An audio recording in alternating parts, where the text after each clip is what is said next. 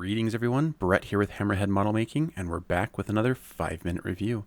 Today we're going to be taking a look at the Airfix 1/72nd scale Chinook HC.1. This review kit was kindly provided by MRS Hobby Shop, so I'll leave a link down to their website down below. You should definitely check them out. Big thanks to them.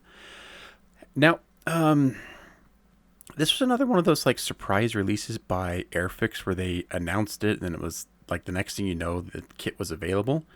And I know this one was quite welcome, and especially for my friends over in the UK, I believe that this, at least one of the marking options in the kit is like a pretty well known Chinook, and so this I know for a lot of people, at least over there, this has a lot more value to them, you know, sentimentally than perhaps over here. But nevertheless, it is pretty nice to have a new, like a new tooled Chinook in this scale. One of the things that I noticed off the bat, though, is like the super large ejector pin markings inside the fuselage. You do get pre-bent rotor blades, which is really nice because not a lot of kits offer that, you know, to have like the sag in it.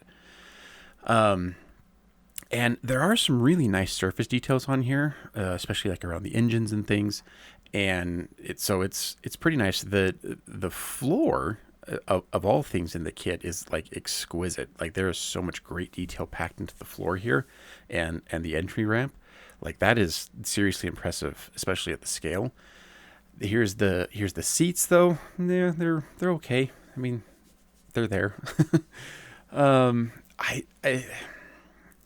This is, if you've seen my review on the Liberator, I kind of have like a similar criticism with this kit. It's like, we know that Airfix is capable of doing some really nice, crisp, sharp, like detailed molding.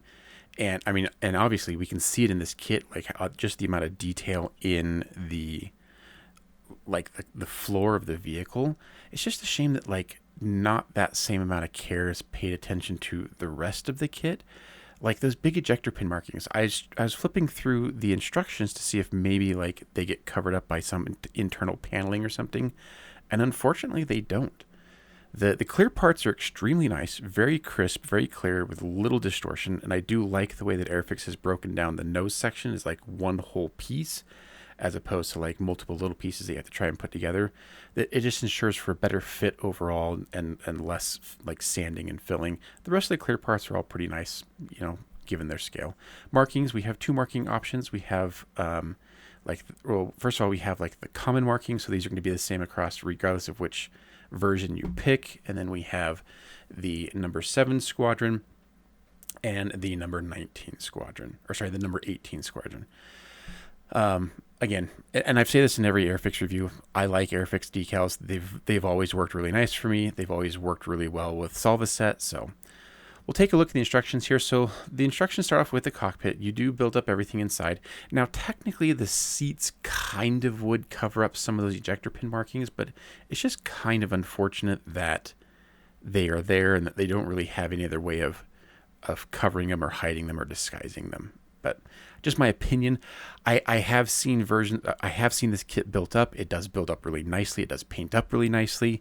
So it's definitely a good looking kit, and it's definitely a nice, you know, addition if you're a fan of the Chinook, if you're a fan of Royal Air Force, you know, rotary wing stuff, definitely worth adding. And you could definitely use it as a base for doing a lot of like fun scratch building on the interior, riveting on the exterior, things like that. It's certainly a good place to start for those kinds of things. So I'm not trying to say that this kit won't build up or it won't look good. It definitely will. It's just I feel like Airfix is always getting like 90% to the finish line and then just kind of like, okay, well, we've gone far enough. We can stop it there. Just my opinion. You know, let me know down in the comments if you've built this kit, because it has been out for a little while now. If you've built the kit, let me know if I'm wrong. I might be.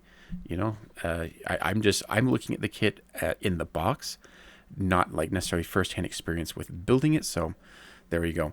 Anyways, shout out to MRS Hobby Shop. Their link is down below. And final shout out to my patrons.